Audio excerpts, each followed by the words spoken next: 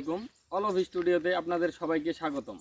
আপনারা যারা আমাদের এই চ্যানেলটিতে নতুন তারা অবশ্যই চ্যানেলটিকে সাবস্ক্রাইব করে দিবেন এবং পাশে থাকা বেল আইকনটি বাজিয়ে দিবেন যেন আমাদের ভিডিওটি সবার আগে আপনার কাছে পৌঁছে যায় এবং আপনারা এই ভিডিওটিতে লাইক করে আমাদেরকে পরবর্তী ভিডিওর জন্য উৎসাহিত করবেন এবং আপনার মূল্যবান মতামত জানাতে ভুল করবেন না।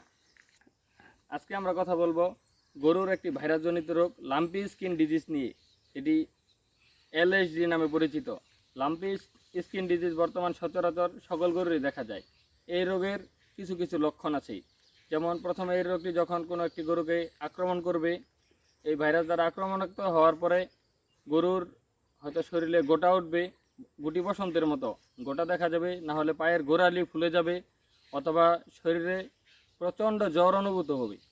এই লক্ষণগুলো দেখা যাওয়ার পরে আপনি যে কোনো চিকিৎসকের পরামর্শ নেবেন এবং চিকিৎসকের পরামর্শ নেওয়ার পাশাপাশি আপনি গরুর শরীরের তাপমাত্রা কমানোর জন্য আপনি গরুকে ভিটামিন সি জাতীয় খাবার খাওয়াবেন। আমরা জানি ভিটামিন সি শরীরের রোগ প্রতিরোধ ক্ষমতা বাড়ায়। যেমন এই কারণে আপনি একটি ভিটামিন সি পাউডার যদি আপনি গরুকে খাওয়ান, ভিটামিন সি 100 গ্রাম পাউডারের দাম হলো 600 টাকা। এর বদলে আপনি গরুকে লেবু খাওয়াতে পারেন। লেবুতে আছে প্রচুর পরিমাণে ভিটামিন সি। লেবু খাওয়ালে আপনার গরুর রোগ প্রতিরোধ ক্ষমতা বাড়বে এবং গরুর শরীরের তাপমাত্রা যখন বৃদ্ধি থাকবে তখন আপনি গরুর শরীরের তাপমাত্রা কমানোর জন্য একটি ভিজা কাপড় দিয়ে গরুর শরীর মুছে দিতে পারেন। এবং কখনোই এটির জন্য আপনার অ্যান্টিবায়োটিক প্রয়োগ করা যাবে না। অ্যান্টিবায়োটিক প্রয়োগ করলে গরুর শরীরের তাপমাত্রা খুব দ্রুত কমে যাবে। লাম্পি স্কিন ডিজিজ এই ভাইরাসটি একদম নির্মূল করার জন্য গরুর শরীরে তাপমাত্রার প্রয়োজন আছে।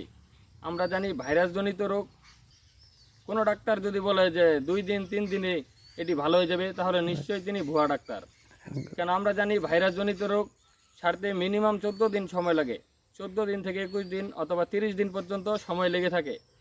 এই জন্য আপনি গরুকে ভ্যাকসিন দিতে পারেন। গরুকে লাম্পি স্কিন ডিজিজের জন্য সরকারি ভ্যাকসিন আছে এবং বেসরকারি ভ্যাকসিন আছে, যেটি আপনি গর্ভবতী মা এবং ছোট বাছুরকে আপনি দিতে পারবেন।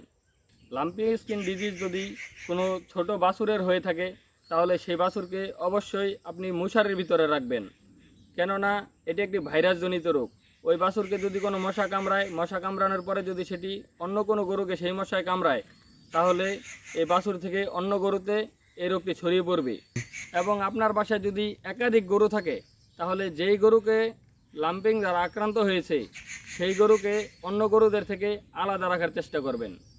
এই বিষয়ে যদি আপনাদের আরও কিছু জানার থাকে তাহলে আপনারা আমাদেরকে কমেন্টের মাধ্যমে জানাতে পারেন এবং আমরা সেটির জন্য আপনাদেরকে পরামর্শ দেওয়ার চেষ্টা করব। ধন্যবাদ সকলকে অলভ স্টুডিও চ্যানেলের ভিডিও দেখার জন্য।